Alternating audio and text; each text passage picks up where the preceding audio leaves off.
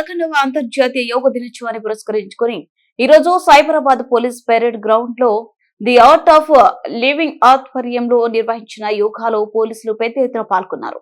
ఉదయం 6:30 ప్రారంభమైన యోగాలో 350 మంది పోలీసులు సిబ్బంది హాజరయ్యారు.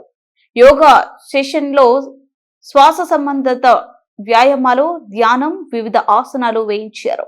ఈ సందర్భంగా traffic joint CP doctor Gajarao Bhupal IPS మాట్లాడుతూ, ఈ సంవత్సరం yoga for one earth one health అనే థీమ్ తో 11వ అంతర్జాతీయ యోగ దినోత్సవాన్ని జరుపుకుంటున్నామన్నారు.